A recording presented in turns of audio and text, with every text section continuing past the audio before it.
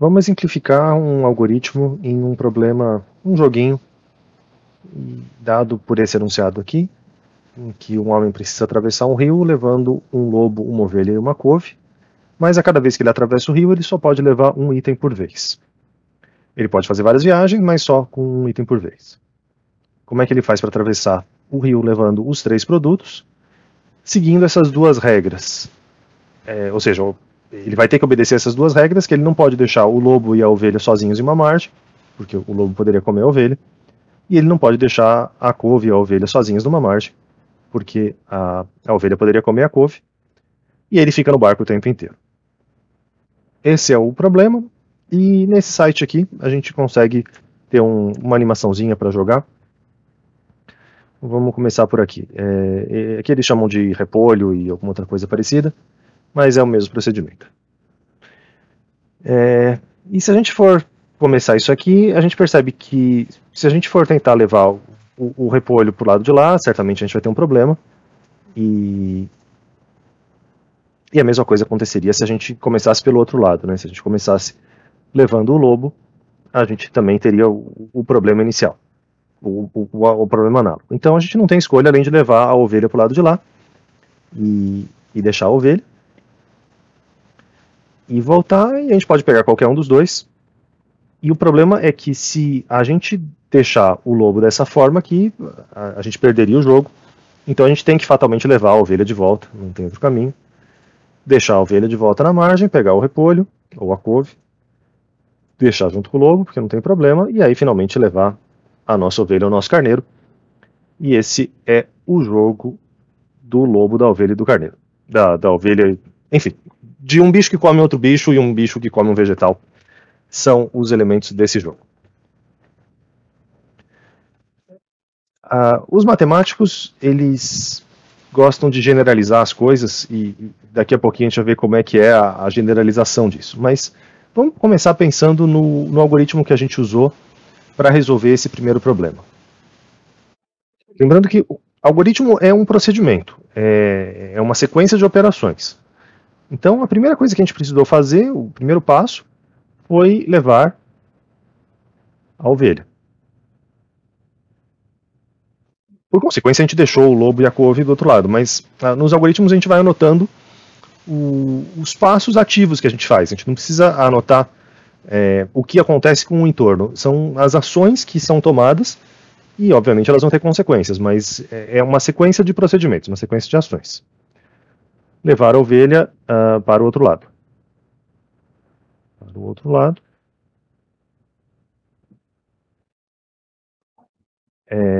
A gente tem que voltar para a primeira margem. Voltar para a margem direita.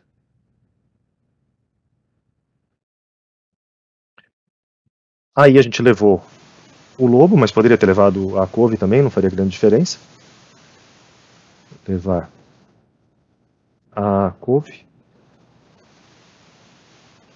para o outro lado. A gente vai voltar de novo. Voltar para a margem direita. Só que agora a gente volta com a ovelha. Com a ovelha. E a gente vai deixar a ovelha do lado direito. E deixá-la. Aqui eu estou escrevendo de uma forma informal. Aqui é mais para ter um passo a passo. Um computador não conseguiria implementar um algoritmo desse jeito. Então, se isso aqui é um passo ou se são 2 passos, a gente poderia até ter uma questão filosófica. Não vale a pena entrar nessa discussão. Interessa a gente saber que a gente tem uma sequência de passos. E quando a gente for transformar isso em um programa de computador, vocês vão sentir as diferenças e similaridades. A gente deixou a ovelha do lado direito, aí a gente pode levar o lobo para a esquerda. A gente vai voltar vazio.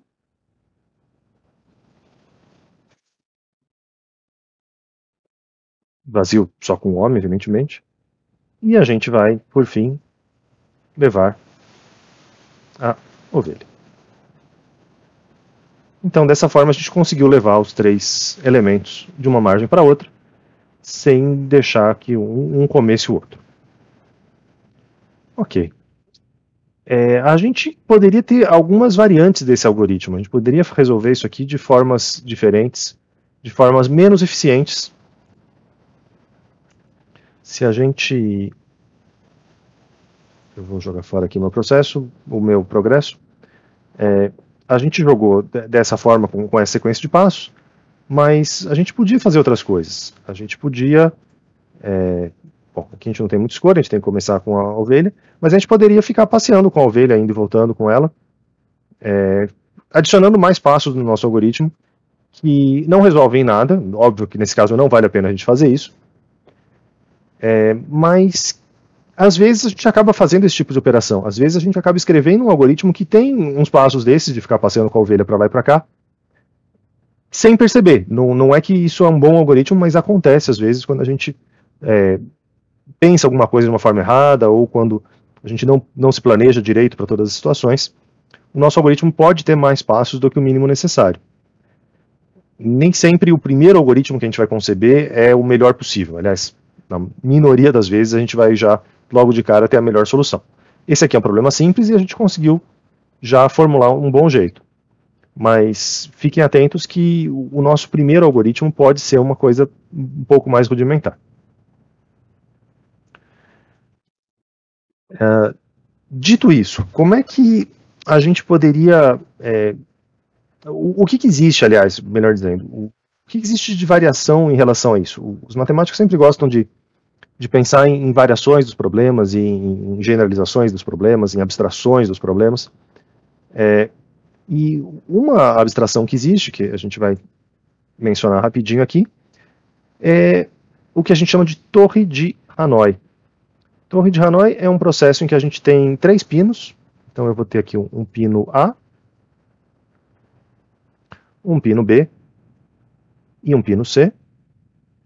E aqui é como se eu estivesse vendo de frente esses 3 pinos. Vocês perdoem, as minhas habilidades de desenho são as piores possíveis. E eu vou ter 3 discos. Então eu vou ter um disco grande, um disco médio e um disco pequenininho, um apoiado em cima do outro, como se pode ver claramente por aqui. E o nosso objetivo é transferir todos os pinos todos os discos do pino A para o pino B, usando, se necessário, o pino C como auxiliar. Com quais regras? A gente só pode levar um pino por vez, então não dá para transportar a pilha inteira. E a gente não pode ter um pino grande em cima de um pino pequeno. Os pinos têm que estar sempre ordenados numa ordem dessa de pirâmide. Então, isso aqui é exatamente o mesmo problema que a gente acabou de resolver, só que com pinos. E aí a gente teria uma solução parecida. A gente começaria levando é o mesmo em termos abstratos, mas o que a gente leva, na verdade, acaba sendo um pouquinho diferente, porque a gente não consegue levar a ovelha, que seria aqui o intermediário, a gente não consegue levar ela da primeira vez, a gente teria que fazer alguma coisa no meio do caminho. Então poderia ser alguma coisa do tipo, levar o primeiro, esse pino pequeno, levar ele para o B como intermediário. Então eu ficaria em uma situação que o pequeno está aqui, o grande e o médio ainda não se mexeram. Depois eu poderia levar o médio aqui para o C, então eu teria num próximo passo, aqui os demais se mantêm, o meu B continua, o meu médio vem aqui para o C, e o meu grande continua no A.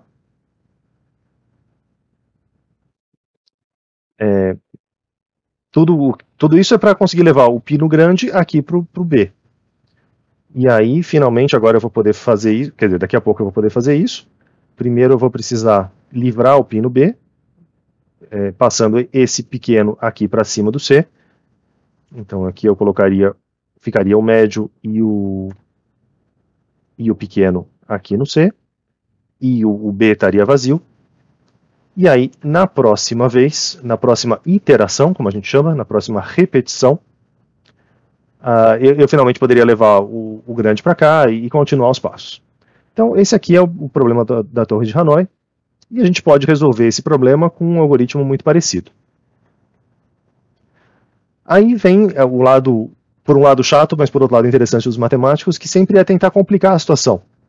Bacana, a gente fez isso aqui com 3 pinos. E se a gente tivesse N pinos? Aqui a gente consegue enumerar facilmente os nossos passos, passo 1, passo 2, passo 3. Dá para enxergar que essa sequência vai dar certo. Se eu tivesse 20 pinos e tivesse que descrever um algoritmo para fazer esse transporte dos pinos de um lado para o outro, com essa sequência de passos, seria uma coisa extremamente grande, complexa, passível de erro. Então, os nossos algoritmos eles vão ter estruturas de repetição. A palavra que eu usei anteriormente, e que vocês vão se acostumar ao longo desse curso, é a palavra iteração. E eu faço questão de repeti-la e pronunciá-la com calma, porque é muito comum as pessoas dizerem interação, como se tivesse um N aqui no meio do caminho. Mas iterar quer dizer repetir. Interação é a relação de uma pessoa com outra.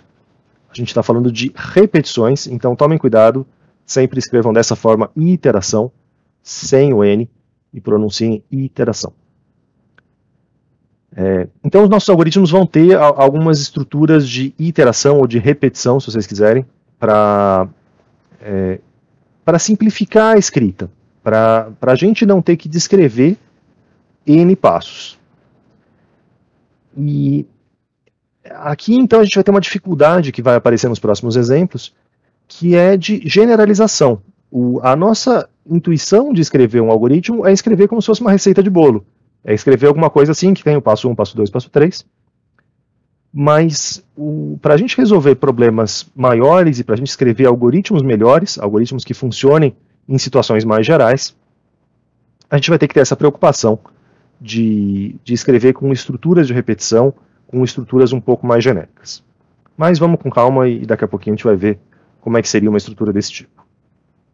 Só para vocês terem uma ideia do tamanho do problema que fica a torre de Hanoi quanto maior é o número de discos, dá para calcular que a gente precisa de 2 elevado a n menos 1 movimentos para conseguir transportar n discos.